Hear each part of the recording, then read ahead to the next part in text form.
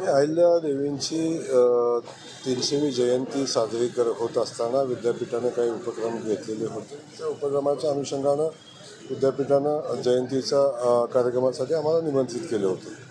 त्यामध्ये बरेचसेच विषय की विद्यापीठामध्ये राजमाता अहिल्यादेवींचं एक खूप मोठं स्मारक आपण करतो आहे आणि त्या स्मारकचं काम गेल्या अनेक दिवसापासून चालू आहे. आता ते वेळेत पूर्ण व्हावं आणि त्याची टाईमलाईन असावी अशा पद्धतीनं सूचना अधिकाऱ्यांना दिलेल्या आहेत आणि साधारण येणाऱ्या 15 जुलैला ते काम कंप्लीट झालं पाहिजे अशा पद्धतीने सूचना दिल्या. तसं कमिटमेंट पण आहे.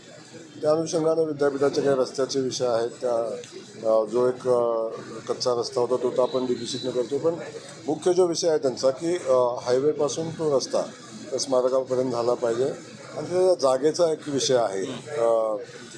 फॉरेस्ट आणि विद्यापीठाचा एक विषय आहे.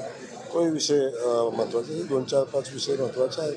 त्या संदर्भात शासन स्तरावर काही निर्णय घ्यायला लागतील तर घेण्यासंदर्भातला विषय होता. कृषी मंत्री माणिकराव कोकाटे यांनी असं म्हणलं आहे की कृषी खातं म्हणजे उसाडगावची पाटीलकी असं ते म्हणत आहेत. ते काही खुश नाही आहेत कृषी मंत्री पदावर किंवा एखाद्या मंत्र्यांना अशा पद्धतीचं वक्तव्य करणं.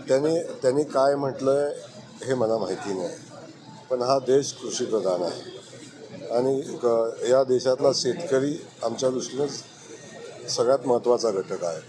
आणि आज शेतीप्रधान देशामध्ये शेतकरी आणि त्या अनुषंगानं असलेले पूरक उद्योग हे सगळंच या देशासाठी आणि जीवनासाठी गरजेचा विषय आहे.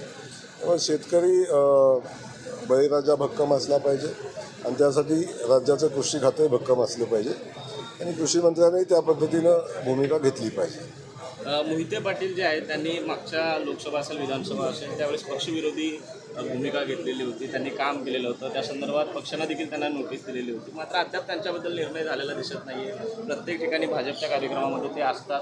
त्यांच्यावरती काही निर्णय होणार आहे का नाही? कारण तुम्ही जेव्हा पालकमंत्रीपदाची सूत्र हातात घेतली होती तेव्हा तुम्ही असं म्हणाला होता की आगे आगे देखिए होता है क्या. मात्र आत्ताचा जो कार्यक्रम झाला त्यावेळेस मैंने तब भी बोला है, मैं अभी भी बोल रहा हूँ, आगे आगे देखो होता है क्या.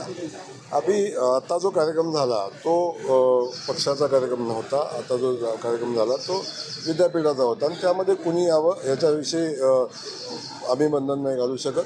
पण मला वाटतं आपण बघताय मी आल्यापासून कोण कोण दिसतंय सोबत. ते आता तुम्हाला जाताना सुद्धा तुम्हाला सांगून जात आहेत. कधी काळी एक वेगळंच साम्राज्य मोहिते पाटलांचं या ठिकाणी होतं. आता कुणाच्या साम्राज्याविषयी मला बोलायचं की मी भारतीय जनता पक्षाचा कार्यकर्ता आहे आणि भारतीय जनता पक्षानं जी जबाबदारी दिलेली आहे ती जबाबदारी आपण पार पाडतो आहे.